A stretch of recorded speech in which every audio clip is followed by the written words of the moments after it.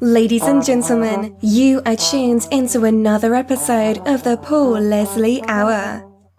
And now your host, Paul Leslie.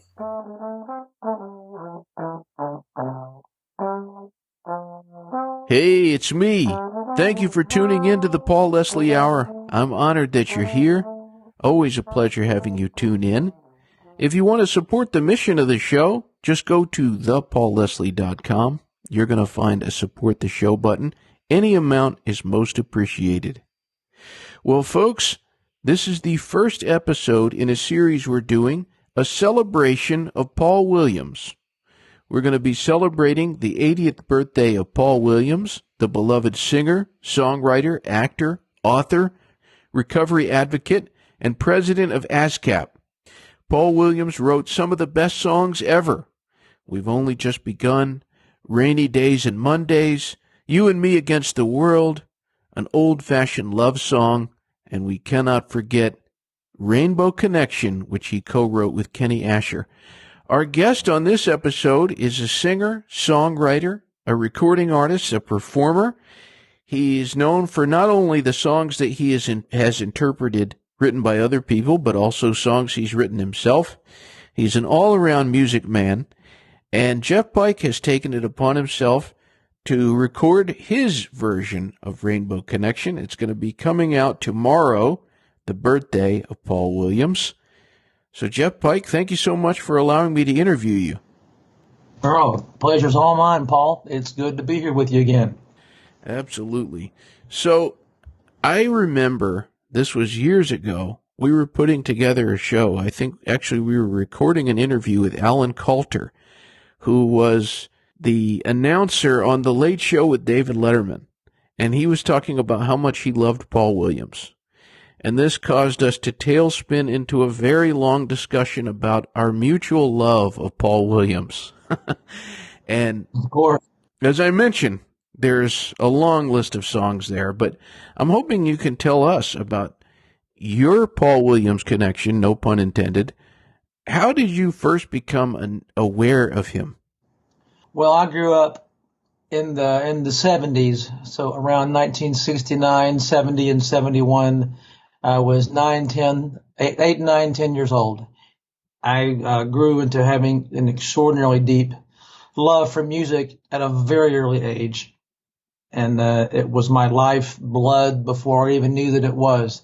And it's early as 8, I was collecting records, and I would just scour with all night long the vinyl and the read who wrote the songs and all the credits of all the people. And around the early 1970s, I fell completely in love with Carpenters. And I still have a deep love for their music today. And as you know, Paul's lyrics are all over that. Some of the best songs, I think, that ever touched my heart came from the Carpenters. And I Won't Last a Day Without You, Let Me Be the One, Ordinary Fool, and Rainy Days and Mondays. You've only just begun. Good Lord. I mean, I remember seeing his name and thinking, I wonder what this guy's like. Just being a kid, because I'd see all the names of the people that wrote the songs, and everyone, there was Paul Williams almost everywhere. And I also loved Three Dog Night when I was a kid. Huge fan. And I saw he wrote Family of Man, the old-fashioned love song. And there he was again. And then later on in 74, he wrote You and Me Against the World, which is a song that was just so close to my heart. Still is. One of my mom's favorite songs. And I think that's when I first heard the name Paul Williams. So he always struck me first as a lyricist, songwriter. And I just knew right away he was a brilliant genius, though I knew nothing about it when I was only a young schoolboy. But his music touched the heart of millions and definitely touched me to this day. And it's just a treat that we're doing this today. And thank you for letting me be a part of it. I can go on, but that's how I found out about Paul. I'm very curious to know what made you decide to record your own version of Rainbow Connection. I mean, this is a song, it's been done by, goodness, Willie Nelson. I know Johnny Mathis recorded his version of it. There was Jerry Kenny Jeff Walker, I think. Yeah, Kenny Loggins. Great version of it. I think it was unreleased, but I believe the Carpenters recorded it once. Ooh, really? Yeah, there's there's a long list, but why did you decide? What's the why here? Well, I'll tell you. You know me, but I'll tell this to people that don't. I really love music, and it gets into my soul more than it does most people that I know. And I have a list of songs that go back to when I was probably 4 or 5 that I love so much that I don't listen to them often and I don't perform them often because they mean so much to me that sometimes I just can't get through it, or I just want to keep it to myself. And when I was young, very young, the first song that hit me like that was Somewhere Over the Rainbow from The Wizard of Oz. And I must have been 5 or 6. And the first time I heard it, I cried. And I waited every year, a whole year, for The Wizard of Oz to come on TV again so I could watch Judy Garland just sing that one moment in that song. And that always became my very favorite song. And of course, a lot of you probably remember that in those days, there were no VCRs, there were no DVDs. And when specials came on once a year, you had to wait a whole year to see them again. So that was my favorite song, and I always loved it. And so fast forward to 1979, May of 1979, the month I graduate high school. So I'm got a lot of emotions running through my head and my heart. And one spring afternoon, my friend, I forget who I went with, but we went to the local theater and to watch the Muppet Movie that had just come out. And I loved the Muppets and loved all that stuff, so I was really excited about it. And I'll never forget, as long as I live, how I felt that day and how I felt the very second Kermit started playing that song. And as it went along, before the song was over, I was already crying, and I was already in love with the song. And I was 17, and it became one of my all-time favorite songs right then and there. And of course, the movie was brilliant. And he also wrote I'm Going to Go Back There Someday from that movie, which is also very touching. Right. But it became one of the closest songs to my heart. And I never really played it a lot. I learned to play it, but it was kind of really so close to me. I just didn't really want to share it with a lot of people. And so it wasn't really until this past year, COVID came along, and I started doing these online concerts and taking requests from people and doing requests for people online for entertainment. And I got a lot of requests for the Rainbow Connection. And I went, wow, I'll try that, and I'll dig it out, and I'll see how I feel about that. So I got my guitar out one day and picked it up, learned to play it, got quite emotional. And I said, man, I need to do this. I'm going to play this song. So I played it live one night. It's kind of misty-eyed. It was kind of hard to get through, but I did. And a lot of people wanted to hear it again. I said, well, I'll get to it some other time. So one day, I'm just sitting here in the studio, and I'm playing the piano, and I was thinking about what to do. And for no reason or the other, I just started playing the Rainbow Connection because it was in my head. And I was on the piano, and I said, man, you know what? I should record that just for myself and give it to my mom as a present, because that's her favorite song too.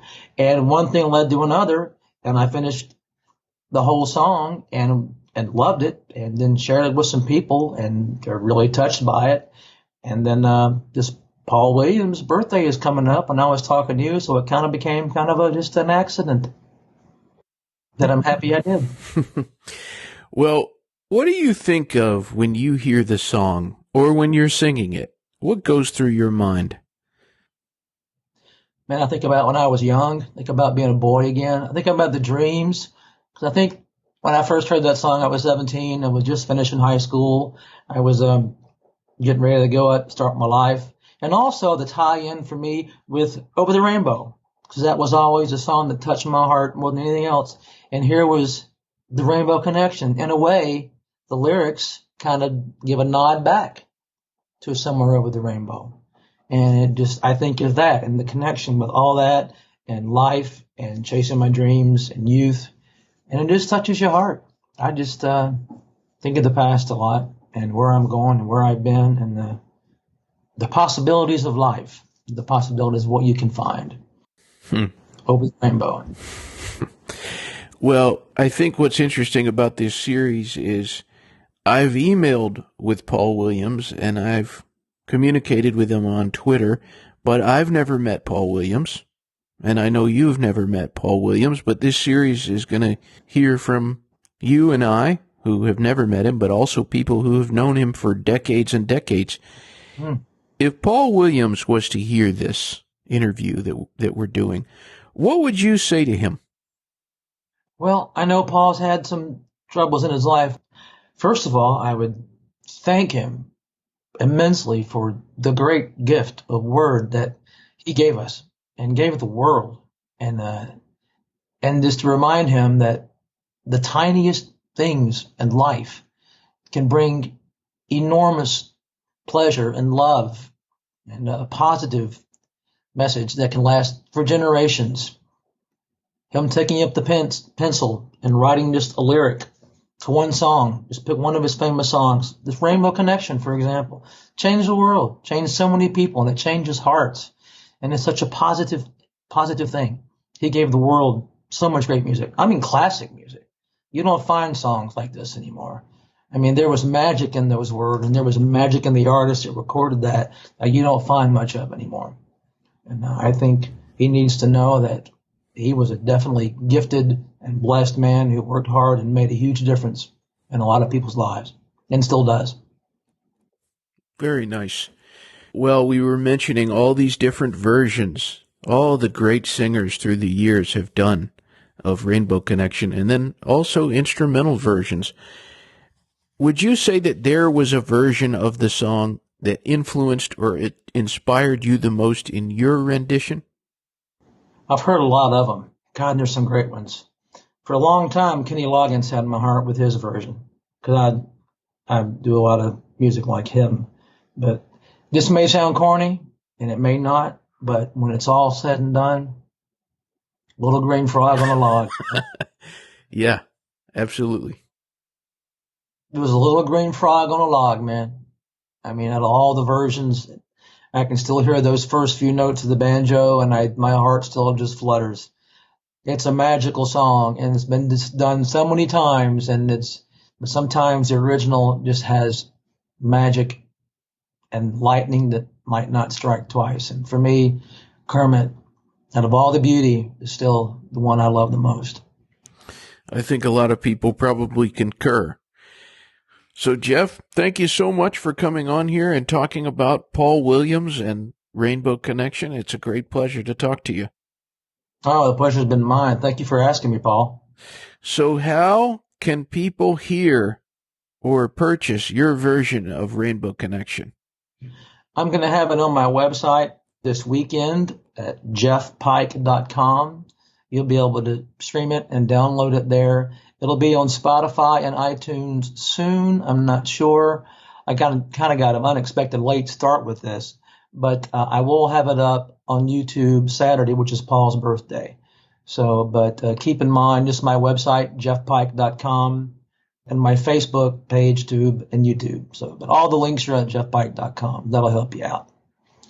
And I look forward to sharing that with all my friends. Very good. Until next time. Moving right along. Footloose and fancy free. Thanks, Paul. My pleasure. Thank you, Jeff. Thank you for listening to the Paul Leslie Hour. Hosted, written, and produced by Paul Leslie. Intro theme song, Alexander's Ragtime Band, written by Irving Berlin, performed by Dan Barrett. Outro scatting G Things, improvised, performed, and produced by John Goodwin. Until next time. Goodbye.